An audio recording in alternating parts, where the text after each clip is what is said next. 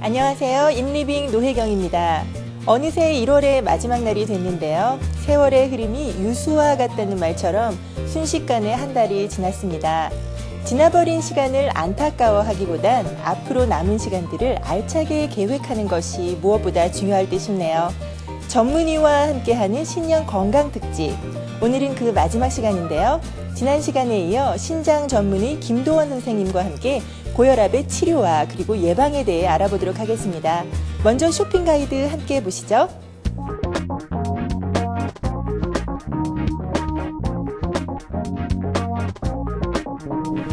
오늘 쇼핑 가이드가 찾아온 곳은 바로 켈빈 김 카이로프랙터 클리닉인데요. 오늘 이곳에서 어떤 치료들이 이루어지고 있는지 그리고 어떤 서비스를 받을 수 있는지 여러분께 자세하게 보여드릴게요.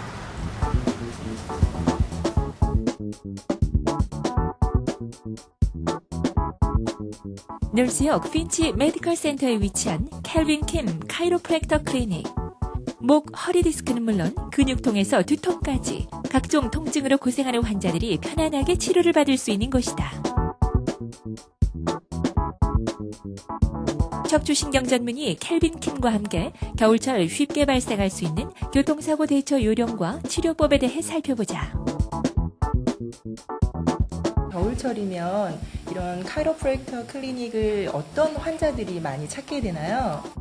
겨울에 그 눈 많이 오니까요. 그 차 사고 많이 나거든요. 그래서 그런 환자 제일 많이 오는 데가 겨울에요. 왜냐면 보통 차 사고 나면요. 몸이 좀 많이 다치거든요. 환자들이요. 이렇게 교통사고가 났을 때 환자분들이 어떻게 대처를 해야 되는지 좀 난감한 경우가 많은데요. 가장 먼저 해야 될 그 단계별로 설명을 좀 부탁드립니다. 어떻게 해야 합니까? 보통 그 사람 차 사고 나면요. 좀 많이 아플 수 있거든요. 그래서 의사한테 먼저 가셔야 되거든요. 근데 가정에 어떤 데는 좀 시간 많이 걸리거든요. 약속하면요. 그럼 좀 카이로프랙틱 물리치료 병원 직접 가시면 됩니다. 그 치료 빨리 받으시면요. 근육 좀 빨리 풀으면요. 제일 좋아요. 나중에 치료 받으시면요. 그때 치료 받으시면 좀 더 힘들거든요. 교통사고가 난 환자들이 주로 어떤 치료를 받게 됩니까? 교통사고 나면요. 보통 사람 그 근육 많이 놀려 있거든요. 그 등, 허리 근육이요. 그래서 보통 처음 오시면요. 그 물리치료, 뭐 찜질팩, 안마 그런 치료 많이 받거든요. 근육 먼저 다 풀어야 돼요. 근육 좀 풀으면요. 우리 운동도 시키고요. 클리닉에 오면은요. 주로 환자들이 물리치료는 어떤 식으로 받게 됩니까? 물리치료는요. 보통 그 전기기계도 하고요. 그 뜨거운 물 찜질팩도 해주고요. 손으로 근육도 풀어주거든요. 우리 안마한 사람도 있고요. 너무 많이 아프시면요. 우리 침 아니면 부항도 해줄 수 있거든요. 한국 분들은 보통 이제 핫팩 같은 그런 찜질 좋아하시잖아요. 그럴 네. 때 교통사고를 당하신 환자들 뭐 핫팩이나 뭐 냉팩 둘 중에 어느 것이 더 효과적일까요? 처음 다치실 때요. 그 이틀 3일 동안요. 그 아이스팩 하는 거 제일 좋아요. 처음 다치시면요. 근육 많이 부어 있거든요. 근육 그렇게 부어 있으면요. 차가운 거 하셔야 돼요. 아이스팩이요. 그럼 그 부은 거 좀 없어지거든요. 나중에 그 근육통 있으면요. 그 찜질 핫팩 하시면 제일 좋아요. 우리가 겨울철에 안전하게 건강하게 지내기 위한 어떤 예방책이 있다면 말씀 부탁드립니다. 겨울에요. 운동 계속 하시면 제일 좋아요. 그 근육 계속 쓰시고 근육 키우시고요. 그리고 밖에 나가실 때 옷을 좀 두껍게 입으시고요. 밖에 걸으실 때 좀 조심하시고요. 그 겨울 신발 그런 거 신으셔야 돼요. 그럼 안 미끄럽거든요.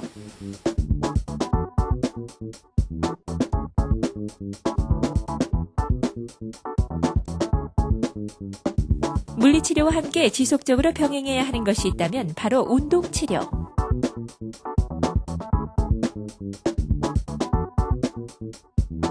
근육 강화를 위해 재활운동 요법을 꾸준히 실행하는 것은 꼭 필요한 치료 단계다.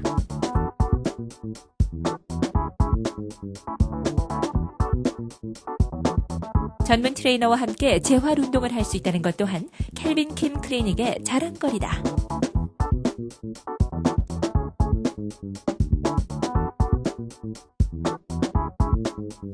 추운 겨울철 특히 빙판길에서 많은 분들이 교통사고를 당하시게 되는데요. 교통사고를 당하셨을 때 너무 놀라지 마시고요. 꼭 해야 되는 순서대로 그러한 숙지 요령들 꼭 생각을 해보시고요. 그리고 교통사고가 났을 때는요. 하루라도 빨리 물리치료 받으셔야 된다는 거 잊지 마세요. 그리고 이곳 켈빈 김 카이로프랙터 클리닉에 오시면은요. 교통사고 치료는 물론 여러 가지 서류 작성이라든지 그리고 여러 가지 그러한 처리들까지도 한 곳에서 할 수 있다는 거 기억하시고요.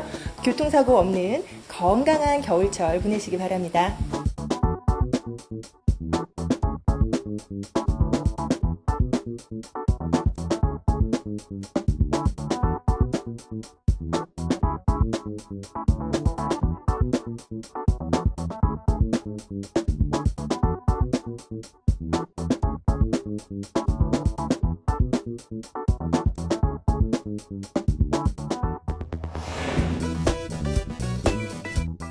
일반적으로 고혈압이란 순환기 질환을 초래하는 위험인자 중 하나로 침묵의 살인자로 불리기도 한다.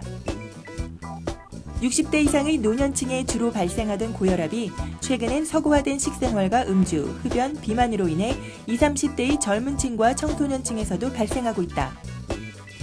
고혈압은 특별한 자각 증상이 없어 방치되는 경우가 많으며 얼굴이 잘 붉어지거나 두통, 어깨 결림, 어지럼증, 손발 저림, 심장이 두근거리는 증상들이 많이 나타난다.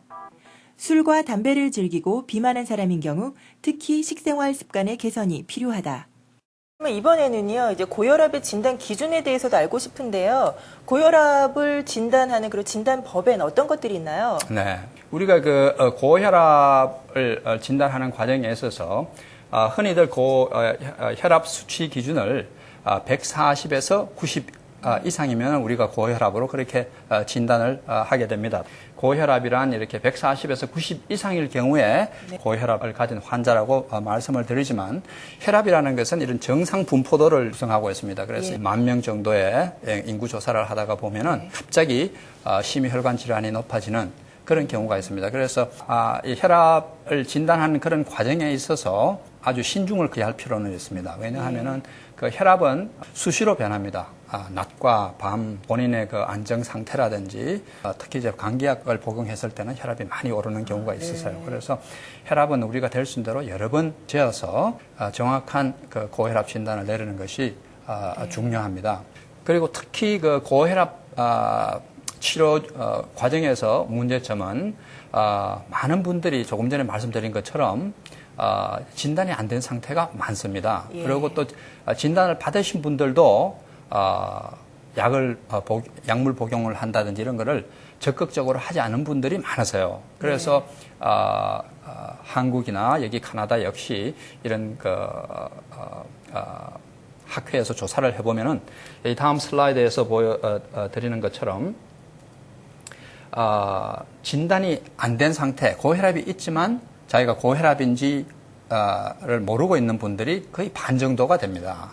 그리고 고혈압을 일단 진단을 받으신 분 중에서도 상당 수가 약물 복용을 하고 있지 않는 경우가 있고 약물 복용을 하시더라도 그거를 약물을 매일 잡수지 않는 그런 경우가 있기 때문에 우리가 한 100명 정도의 고혈압 환자가 있다 그러면은 이상적으로 치료를 받고 있는 환자들은 이 슬라이드에서 보여주는 것처럼 한 16% 정도밖에 치료가 되지 않는 그런 문제점이 있습니다. 그러나 요 근래에는 여러 가지 차원에서 홍보도 많이 하고 고혈압 치료의 중요성을 이렇게 예를 들면 이런 프로그램을 인해서 인지를 시키기 때문에 고혈압으로 인한 여러 가지 심혈관 질환이 상당히 감소됐습니다. 그래서 예를 들면은 미국의 경우에는 고혈압에 대한 public education, 환자들에 대한 교육이라든지 이런 것이 1960년 후반부터 아주 적극적으로 이루어져 왔는데 지난 한 3, 40년간 이런 심혈관 질환이 반으로 줄었어요. 그래서 약물 복용이라든지 우리 생활 체계 개선이라든지 이런 치료 방법으로 인하여서 심혈관 진료가 반으로 줄었다는 것은 상당히 좀 고무되는 그런 현상입니다. 네, 최근엔 고혈압을 또 어떻게 분류하고 있는지도 궁금해지는데요. 네, 고혈압 분류법에 대해서 말씀을 잠깐 드리면은요.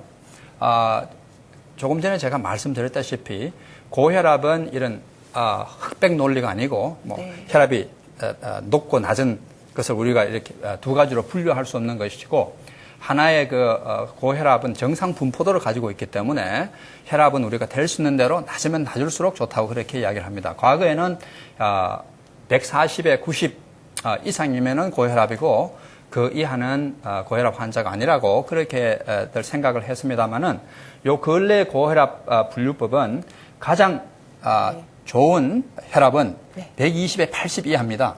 네, 그래서 연령이나 또 성별이나를 불구하고 나이가 많으신 분들도 역시 120에서 80 이하이면 가장 적합하고 그리고 정상적인 혈압이라고 해서 130 수치가 이완화 85 이하를 우리가 정상으로 우리가 분류하고 또 하이 노멀이라고 해서 이런 분들의 상당수는 앞으로 고혈압으로 진단받을 가능성이 높다고 해서 이런 분들은 수축압이 130에서 149, 이완압이 85에서 89.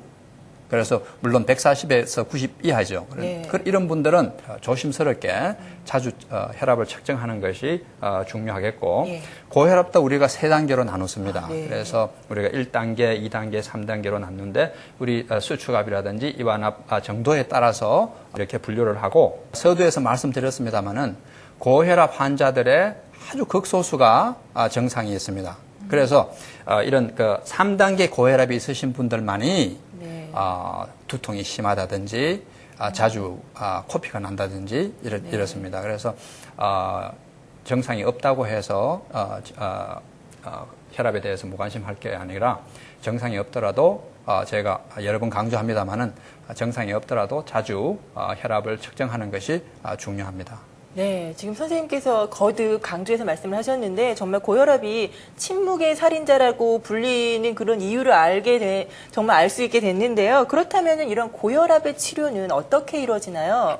네, 고혈압의 치료에 대해서 제가 말씀을 드리기 전에 여러 가지 우리가 궁극적으로 예방을 하려고 하는 것이 심혈관 질환을 우리가 감소시키는 그런 하나의 치료 방법의 하나입니다. 네. 그런데 심혈관 질환을 초래하는 여러 가지 병들이 있습니다. 네. 그래서 이런 여러 가지 위험 인자들을 우리가 동시에 감소시켜주는 작업이 우리가 좋은 치료 방법이 되겠습니다. 물론 고혈압 치료를 하기 위해서 약물 복용을 하는 것이 중요합니다만은 그 이전에 네. 다른 여러 가지 치료 방법들이 동반되어야 됩니다. 그래서 네. 특히 이제 심혈관 여러 가지 질환들을 초래하는 인자들이 있습니다. 다음 슬라이드에서 보여주시다시피 고혈압이 가장 중요한 그런 위험 인자가 되겠고 흡연, 담배는 뭐 당연히 끊어야 되겠죠. 담배는 혈압뿐만 아니라 여러 가지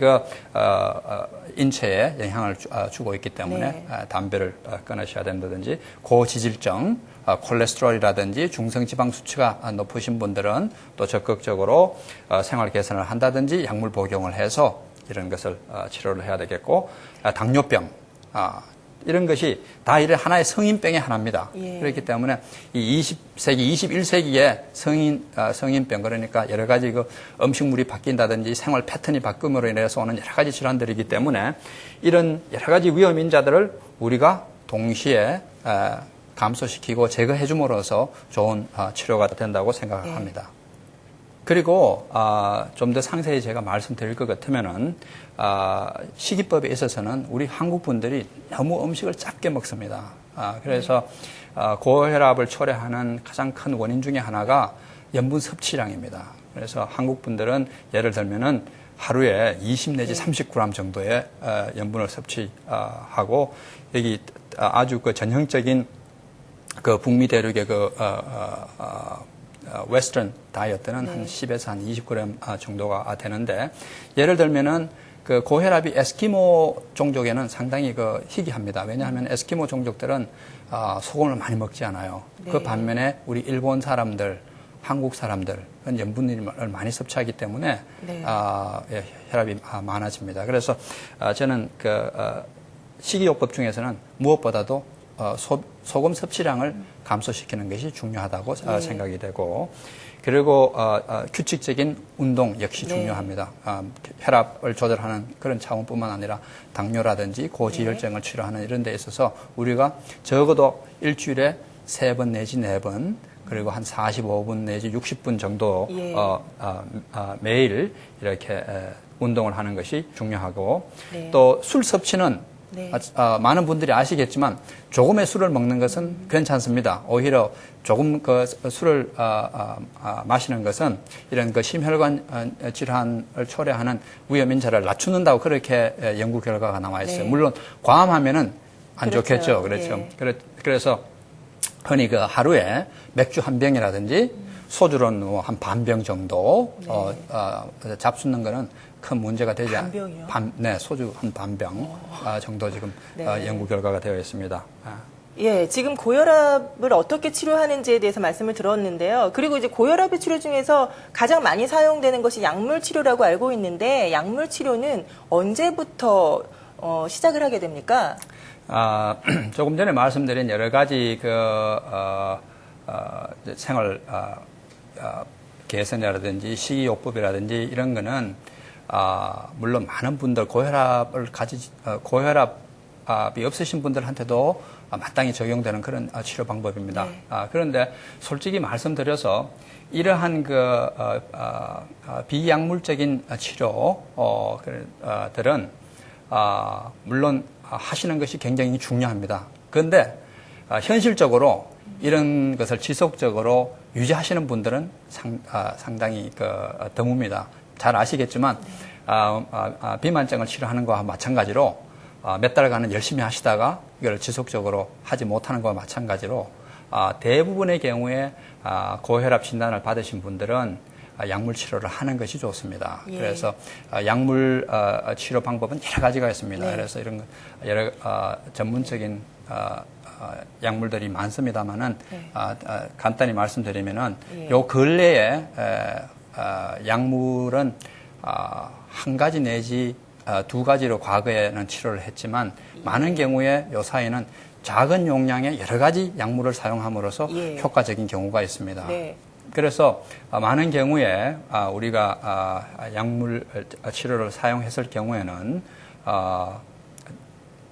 한 가지 내지 두 가지로 일단 사용을 합니다만은 흔히 이상의 많은 약물을 필요로 하는 환자들이 꽤 있습니다. 그래서 간단히 약물에 대해서 소개를 할 것 같으면은 이 슬라이드에서 보여주는 것처럼 이뇨제, 몸의 인체에 있는 소변을 인체에 있는 염분을 감소시켜주는 그런 소변으로 염분을 많이 배출함으로써 몸에 있는 염분을 감소시켜주는 이뇨제 또는 베이타 차단제, ACE2 억제제 이런 약들은 몸에서 혈압을 올리는 여러 가지 인자들이 있습니다. 그래서 특히 이제 호르몬들 또는 이제 자율신경이라든지 이런 반응으로 인해서 혈압이 올라가는데 그러한 기전을 차단함으로써 혈압을 우리가 낮추는 그런 약들이 있습니다. 그래서 또는 이제 칼슘 통로 차단자라고 해서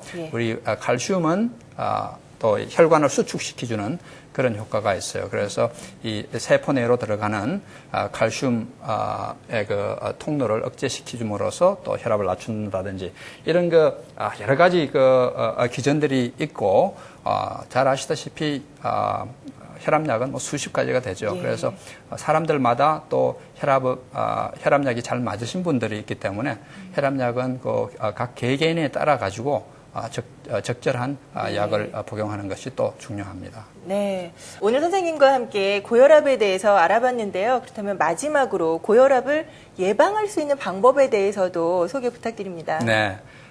고혈압을 예방할 수 있는 여러 가지 방법들이 있겠습니다만은 상당히 가족력이 있으신 분들은 어떻게 할 수 없겠죠.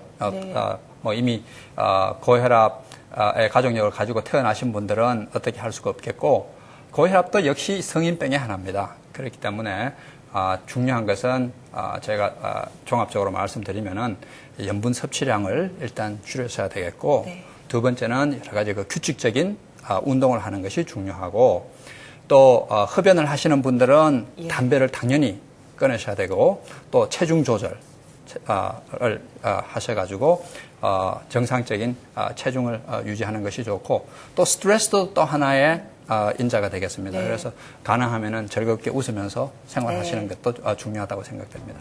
네, 오늘의 시간은 신장 전문의 김도원 선생님과 함께 고혈압에 대해 자세히 알아봤습니다. 오늘 여러 가지 도움 말씀 감사드립니다. 감사합니다.